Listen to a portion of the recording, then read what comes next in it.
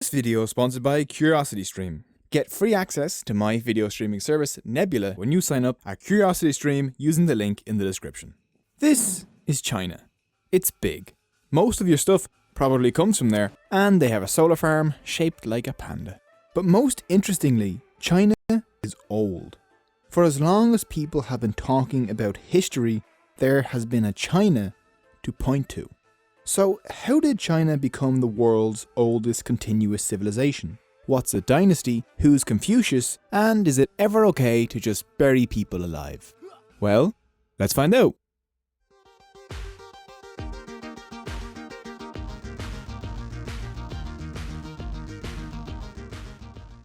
China was born along two great rivers, the Yellow and the Yangtze. People began farming rice and millet here around 8000 BCE.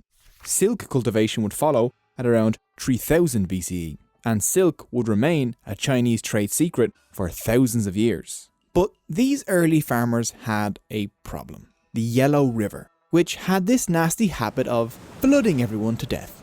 Enter you. Well, no, not you, but like you the engineer. He spent 13 years travelling up and down the land fighting the floods. So dedicated was he to his task that he walked past his own home on several occasions but never went inside to visit his wife or newborn child. You built canals that led the excess floodwater into the fields or out to sea and so stopped the floods. Everyone was very impressed with you, he gets named king, and so starts China's first dynasty, the Xia dynasty. What's a dynasty, you might ask? A dynasty is a family that rules over China. If the family dies or is overthrown, a new family takes over. Eventually. China would be ruled by dynasties from now up until 1911 CE. It kind of tells you a lot about Chinese culture that one of their greatest heroes is a hydraulic engineer. The Xia are said to have reigned from around 2100 to 1600 BCE.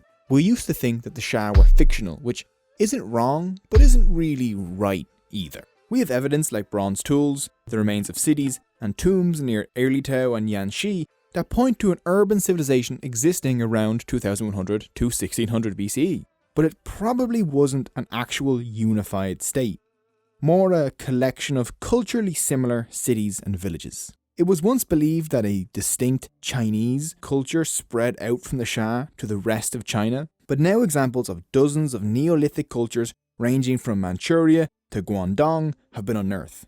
None is really more advanced than the others. Chinese civilization seems to have been forged by all of these cultures mixing together. By the 16th century BCE, the Chinese had learned to mix tin, lead and copper together to form bronze. Warriors riding a new Eurasian import called the chariot took these fancy bronze weapons and clobbered the Xia to death with them. These people founded the Shang dynasty, which was like an actual dynasty. Sorry Xia, but you just weren't. At the Shang capital of Anyang, archaeologists have dug up tens of thousands of so-called oracle bones. Priests would scratch questions for the gods on these bones and then applied heat to them. The heat would crack the bones, and those cracks would be read as a response from the gods.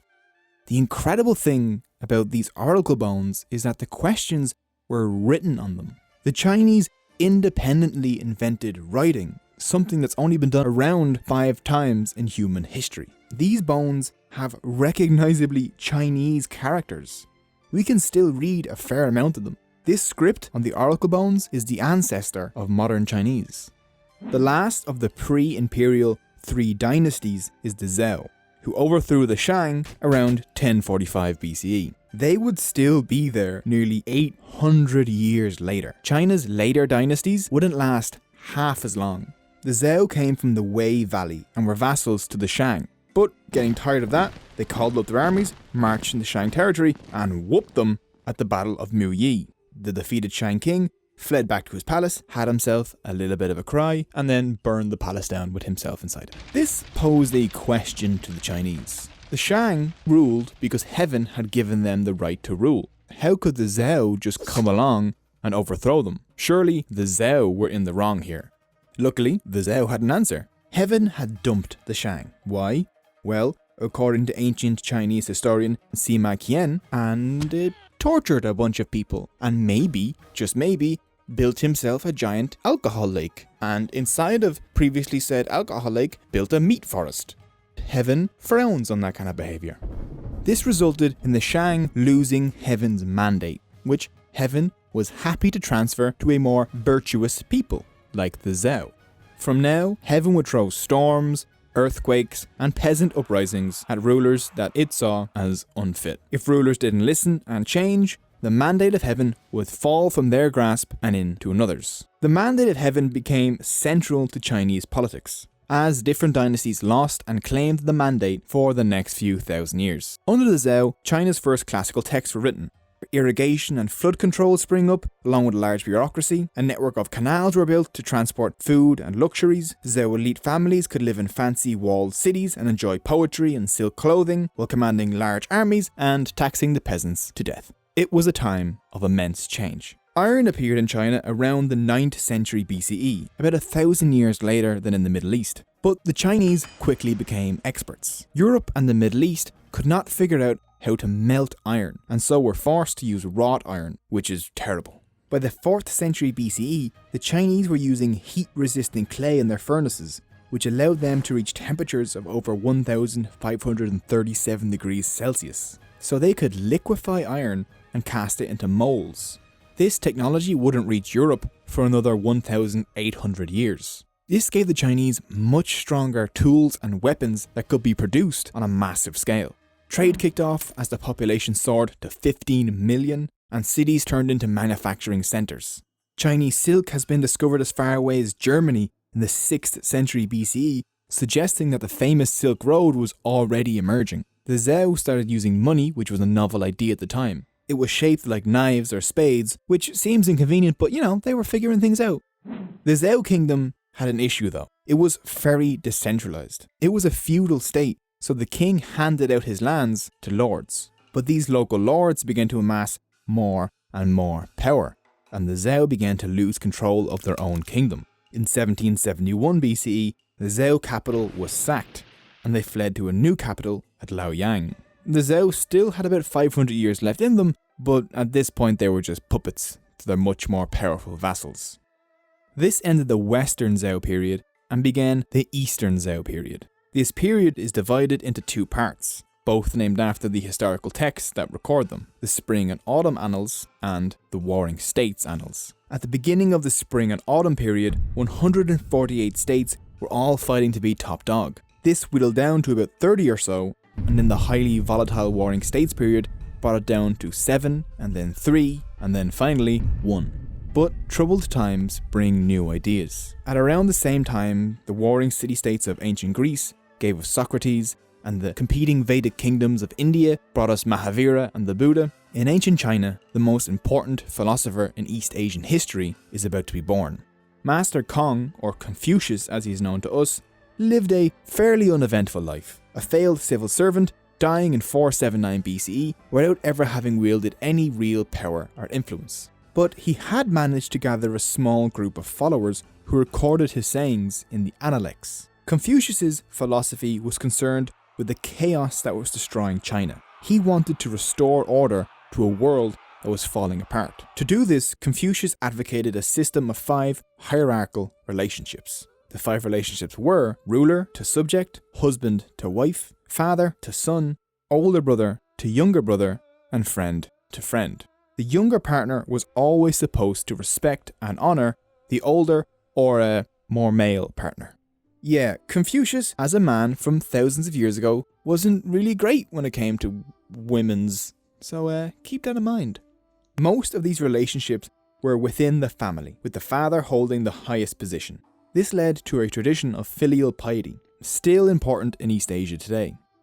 Filial piety means to be good to one's parents, to respect them, to follow their orders, and to act in a way that positively reflects on them. It worked the other way too. Parents were supposed to provide the best care possible for their children and make sure they were safe and their futures secure. Within this system, family came before anything else. Confucius emphasized a concept called Ren, which roughly translates to benevolence or humanity. This virtue was key to Confucius's golden rule, which is, do not do unto others what you would not wish done to yourself. Confucius believed that if everyone followed their role and acted with benevolence, then society would work perfectly. The ruler especially needed to be benevolent because they were the one that set the example for everyone else.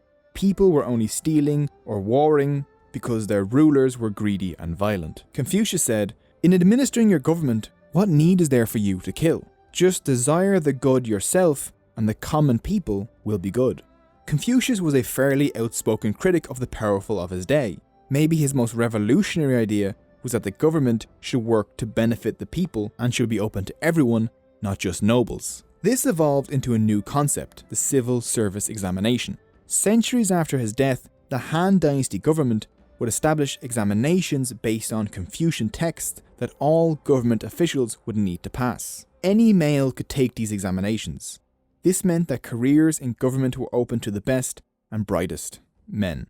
This exam-based system was in place in China thousands of years before anywhere else. Confucius wasn't the only philosopher travelling around China at this time. In fact, it was the golden age of Chinese philosophy, often called the 100 Schools of Thought. It saw the rise of a school known as legalists. They disagreed with Confucius' view that human nature was good.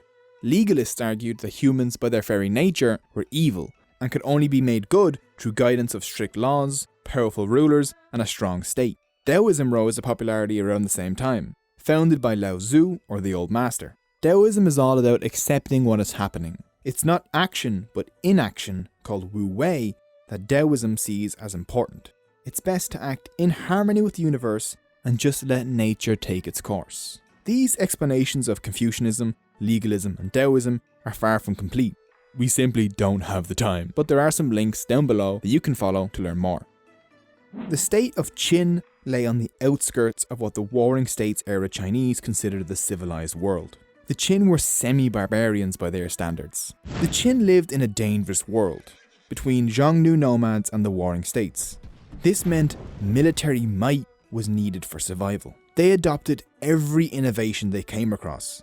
Siege weapons, iron swords, crossbows, sitting on horsey boys rather than riding in chariots behind them. The Qin adopted all of these and added their own innovations too. Rather than being a feudal state with lords, the Qin created a highly centralized state. Strict laws now regulated trade and harshened punishments. The entire population was registered with the government, and now peasants paid taxes and contributed labour and military service directly to the state rather than to their local lord. Every household in the state was grouped in fives or tens, and each group was held responsible for the actions of their members. Soldiers of the same group were punished as a group if an individual was cowardly. Disciplined, drilled, armoured, and armed with swords and crossbows, the new armies of the Qin were ready to go take on their aristocratic, chariot-riding enemies. King Zheng is normally given credit for conquering all of China and creating the first Chinese empire. However, he owed a lot to his great-great-grandfather, King Hui of Qin, who reigned around 311 to 338 BCE. He cleverly shifted his focus off the drama of the Warring States and to the weaker yet rich states to the southwest. There, over the Qinling Mountains, lay a land of silk and money. The central plain of Sichuan has been continuously farmed for more than 3,000 years. Because of its rich soil and benign climate, the Chinese call it Tianfu, the Heavenly Kingdom. This was Sichuan, today China's fourth most populous province. The Warring States paid little attention to the isolated Sichuan kingdoms of Shu and Ba. They saw them as barbarians. King Hui saw them as an opportunity, but getting there remained the challenge. According to a much later and pretty hilarious account, he came up with a very cunning plan. He had 5 stone cows sculpted to perfection, with gold splattered around their tails and back legs. Then they were placed out in a field where the envoys of the Shu could see them. The Shu king, obviously excited about the idea of these infinitely gold-pooping cows, asked for them as a gift. But getting these gifts over the impassable mountains would be impossible, until King Hui offered to build a road. This stone cattle road does actually have some archaeological evidence. It's probably the earliest mountain highway in China. Qin engineers made the mountains crossable by building gallery roads. What's a gallery road, you may ask? This terrifying thing is a gallery road. They bored holes into the mountainside and then plugged them with wooden planks. They made these things large enough to accommodate chariots and horses and carriages and stone cows. Along these sky death roads, as historians call them, the stone cows were brought to the King of Shu. An unexpected extra was the thousands of Qin soldiers and war wagons that came in behind them. In 316 BCE, with soldiers now pouring across the new road, the kingdoms of Shu and Ba fell, and Szechuan now belonged to the Qin. This really was a land of silk and money. Szechuan had huge silk supplies and massive amounts of mineral wealth. Mined Szechuan copper was minted into Qin coins and made them filthy rich. All hyped up on Szechuan steroids, the Qin could steamroll over the other warring states. So when the young King Zhen came of age in 238 BCE, he already possessed half of his future empire. He just had to finish it off. And by 221 BCE, he had wiped out all of the other warring states. With China under his rule, he adopted the title Qin Shi Huang, the first emperor of Qin. The Qin dynasty had now begun, and the emperor set about turning China from a bunch of feudal kingdoms into a united empire. With the help of Li Si, the new chief minister, everything was standardized. Laws, standardized. Weights and measurements, standardized. The length of chariots, carts, roads, swords, walls, tools, all standardized. It was like a giant East Asian IKEA. The mining, winemaking, and salt industries were all brought under state control. This was all done to form China into a single, cohesive unit. Li Si went about creating a government where people were promoted based on merit rather than birth, which made it extremely efficient. He had the weapons of the warring states melted down into giant statues so that no one would get any ideas about whether they could challenge this new state, which is some Game of Thrones type stuff. Qin copper coins became the empire's standard currency. Their design, circular with a square hole in the middle, would last more than 2,000 years. People across China were using the writing system developed under the Shang, but in different regions, people were using different characters. It was making communication difficult, and it was messing with the empire's taxes, which just simply wouldn't do. The emperor had each and every character, you guessed it, standardized. This new small seal script created a written language that was common throughout the empire, regardless of the writer's spoken dialect. Without this standardization, Chinese lawmakers today would probably need about the same amount of translators as the European Union. All the ideas that popped up during the 100 schools of thought were outlawed, as legalism became the state ideology. They believed other schools of thought threatened stability and confused the common people. So, in 213 BCE, Li Si and the emperor ordered the burning of all books that went against state ideology, preserving a few copies of each in state libraries away from public view. It was followed, according to some sources, by a purge of Confucian scholars who were either executed or buried alive, in an event called Burning Books and Burying Confucianists, which is not the best PR move, considering that Confucianists would go on to become the people that wrote Chinese history. To the north, the Qin state was constantly hassled by nomadic Xiongnu. To defend the frontier, a series of walls covering a distance of about 10,000 li, or 5,000 kilometers, were constructed. Now, this is a Great Wall in China, but it's not the Great Wall of China. That was built 1,500 years later during the Ming Dynasty, but some parts of the Qin Wall are still visible. The emperor's centralization, conquest, and constructions had created a lot of enemies, like the former powerful families, the Confucians, and the common people. But he was apparently aware of all the people that wanted him dead. So he created a class of eunuchs, men whose yin and yangs had been removed, to be the close servants of the royal family. As eunuchs couldn't have families, it was assumed that a eunuch's loyalty was more reliable. The rivalry between eunuchs and the other members of the court would go on to dominate Chinese history.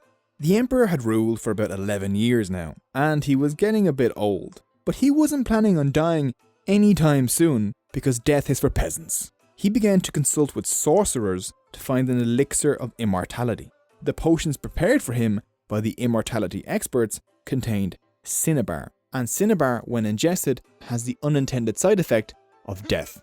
The first emperor had a tomb of unimaginable scale built for himself. To this day, it still remains unopened, but parts of it have revealed the famous Terracotta Army, which was reported to have taken over 700,000 workers to build.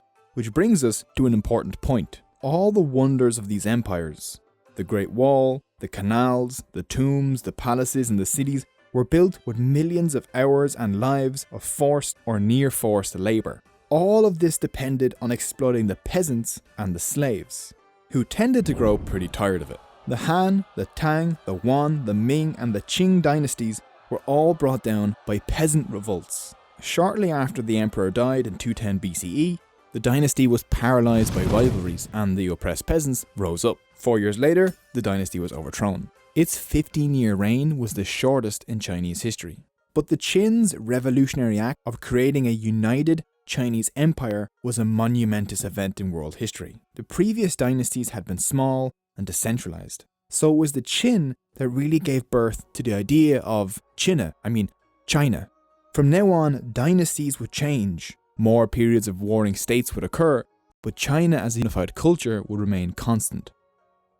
The golden age of the Han is about to dawn. They will invent paper and flying machines and earthquake detectors. Confucianism will become the state ideology, where it will remain until now, really. The famous connections with India and Rome along the Silk Road will shape world history. They'll fight nomads and even Greeks as they expand north, south and west. But that is a story for another time. And when that time comes, that video will be up first and ad-free over on Nebula, a streaming video platform I'm helping to build along with lots of other independent creators like CGP Grey, Lindsay Ellis, Knowing Butter, and a bunch of other creators. YouTube can be tough on creators like us, but CuriosityStream loves independent creators and wants to help us grow our platform. So they're offering Cogito viewers free access to Nebula when you sign up at curiositystream.com/Cogito. By signing up for CuriosityStream, you'll be getting access to thousands of documentaries like this one on the Silk Road,